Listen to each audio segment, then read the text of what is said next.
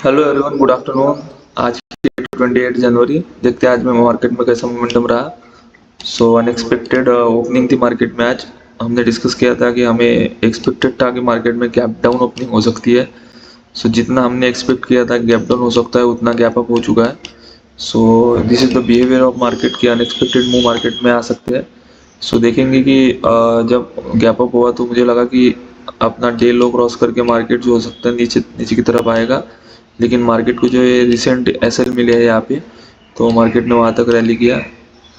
और उनकी एसएल लेने के बाद हालांकि वहाँ पे लगा था कि एक जो ये रेड कैंडल बनी, तो वहाँ से ऐसा लगा था 15 मिनट में अगर देखेंगे तो this is the first time, second time and third time वहाँ पे एक बेयरिश कैंडल बनी। लेकिन उसका लो मार्केट में नहीं निकाल पाया। इसका लो अगर निकाल लेते या फिर इसकी जो फॉलो थ्रू कैंडल, इसके बाद एक और कैंडल बनती रेड वाली, तो फिर सेलिंग सेलर्स को थोड़ा कॉन्फिडेंस आता और वो यहाँ का एसएल लगा के सेलिंग कर दे। ये हम इसलिए कह सकते हैं क्योंकि देखेंगे तो यहाँ से जो मार्केट में जो मूव आया था पिछली बार, एक तरफ तो अपसाइड गया था जब गैप गैप ओपन होके अपसाइड गया। लेकिन जब इसके नीचे आया, so this is the first time यहाँ से नीचे आया, सेकंड टाइम, थर्ड टाइम। और अभी जब वहाँ पे गया तो एक जो है वो बायर्स को एक डब्ल्यू पैटर्न का जो कॉन्फिडेंस है वो मिला कि डब्ल्यू पैटर्न की जो नेकलाइन है वो गैप अप के साथ गैप अप ओपन होते ही वो नेकलाइन ब्रेक हो चुकी थी। तो उसके हिसाब से देखेंगे तो ये जो उनको मार्केट ने टारगेट किया यहाँ के सेलर्स को। और अभी जो है बायर्स के यहाँ के सेलर एसएल बहुत दूर हो चुके थे, तो उन्होंने रिसेंट एसएल को टारगेट करके ऊपर चला गया। लेकिन मार्केट में जो है वो हम जिस तरह से डिस्कस कर रहे हैं कि बाइंग स्ट्रेंथ हमें अभी भी मार्केट में दिख नहीं रही।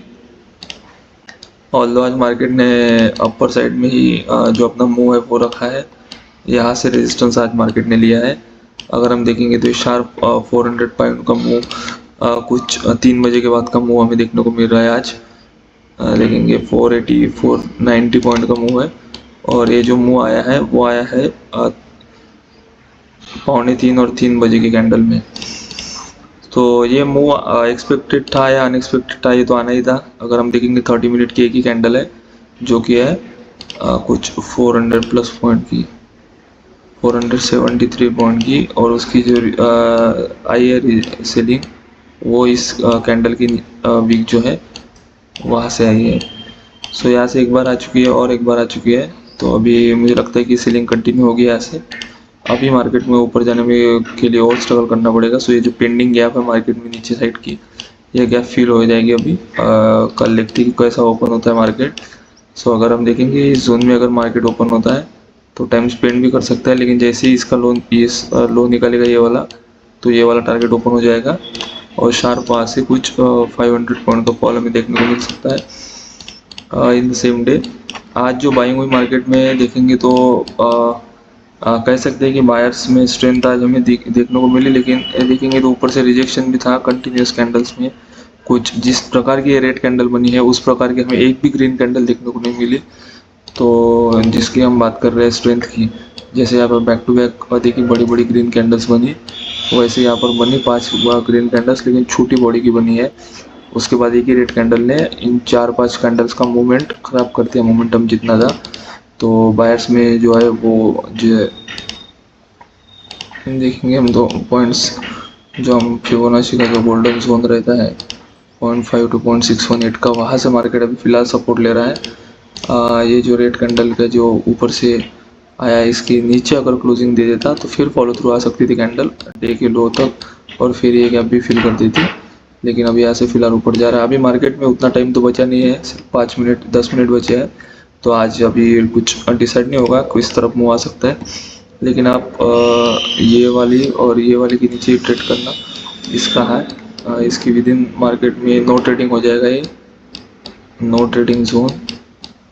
और अगर इसके नीचे अगर निकलता है मार्केट ये लो के नीचे, या फिर अगर आप फिबोनाची टूल यूज़ करते होंगे, तो अगर हम यहाँ से फिबोनाची लगाएंगे तो हम देख सकते हैं कि 0.618 इसके नीचे जैसे ही क्लोजिंग देगा कोई भी कैंडल, यहाँ तक कोई क्लोजिंग देगा, तो उसी कैंडल सेम कैंडल का हाई लगा के आप यहाँ तक का गैप फिलिंग तक का टारगेट एटलीस्ट एक्सपेक्ट कर सकते हैं। बहुत ही ब्यूटीफुल एक ट्रेड बन जाता है यहाँ पे। और अगर मार्केट कुछ गैप अप ओपन होके यहाँ पर कुछ टाइम स्पेंड करके अगर इसका ब्रेक आउट दे देगा, तो मार्केट में फिर ये वाले टारगेट ओपन हो जाते हैं। First target this one and second जो है हमारा ये वाला target and third one this one target. So 50,000 तक की लेवल हमें देखने को मिल सकती है, 50,500 तक की। लेकिन मुझे लगता है कि मार्केट में अपसाइड के लिए तो जाना बहुत मुश्किल होगा, क्योंकि हम जैसे एनालिसिस कर रहे हैं पिछले कुछ दिनों से हमारे लोअर साइड के टारगेट अभी भी पेंडिंग है। तो जिस हिसाब से मार्केट मूव कर रहा है, एक बेयरिश व्यू में मार्केट हमने देखा था अभी, ये नीचे की साइड सस्टेन भी किया, लेकिन एक अनएक्सपेक्टेड गैप अप ओपन होने के बाद मार्केट फिर से ये फ्लैग एंड पोल के फ्लैग वाले सेक्शन में चला गया है। अभी शायद पता नहीं कुछ लिक्विडिटी नहीं होगी शायद डाउन साइड के लिए, इसलिए ऐसे लगा मतलब लाने के लिए मार्केट वहाँ तक गया होगा कुछ, ऐसा मूव एक्सपेक्ट कर सकते हैं। सो यहाँ से अभी शार्प फॉलिंग वगैरह कुछ हो सकती है। अभी रिसेंट बजट डे भी पास ही में है।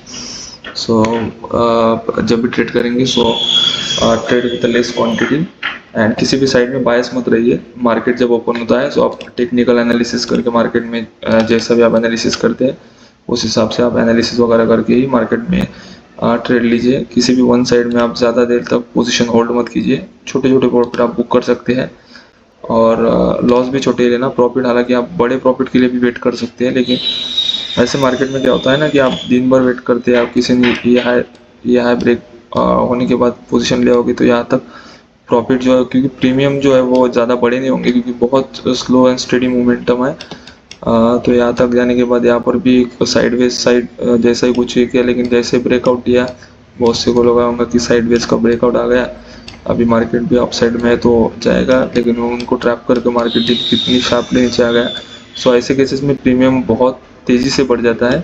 सो ऐसे मूव के लिए हम लॉन्ग टर्म के लिए होल्ड कर सकते हैं, लेकिन ऐसी केसेस में आप ज़्यादा प्रॉफिट को होल्ड मत कीजिए, छोटा मोटा प्रॉफिट बुक करके मार्केट से एग्जिट ले लीजिए। बाकी नेक्स्ट डे देख सकते हैं हम क्या होता है। तो वही है कि जब तक कैपिटल अपना सेफ है, अपने अकाउंट में जब तक अपना कैपिटल सेफ है तब तक मार्केट में हम सर्वाइव कर सकते हैं।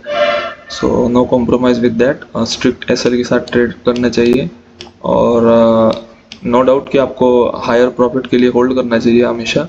लेकिन ऐसे केसेस में जब मार्केट में ज़्यादा स्ट्रेंथ नहीं है और इवन दो आप अपोजिट जो ट्रेंड है मार्केट का बड़ा टाइम फ्रेम पे अगर हम देखेंगे तो उसके अपोजिट में हम ले रहे हैं, क्योंकि मार्केट शो कर रहा है मैं बाइंग में जा रहा हूँ, तो हम मार्केट के साथ अगर जाएंगे बाइंग में तो क्योंकि एक बड़े टाइम फ्रेम पे हम अपोजिट जो ट्रेंड है उसमें जा रहे हैं, तो उस वक्त ज़्यादा लॉन्ग टर्म प्रॉफिट के लिए होप करना थोड़ा ये हो जाता है प्रॉब्लमेटिक। सो उस वजह से क्या होता है कि ऐसा एक मूव आने के बाद आपने दिन भर में जितना भी अर्न किया होगा या फिर जितना भी मार्केट का स्ट्रगल करके प्रॉफिट बनाया होगा, एक या दो कैंडल पूरा प्रॉफिट निचोड़ के ले जाती है और साथ ही में अपना एसएल भी ले जाती है। So that's all for today, thank you so much, have a great day.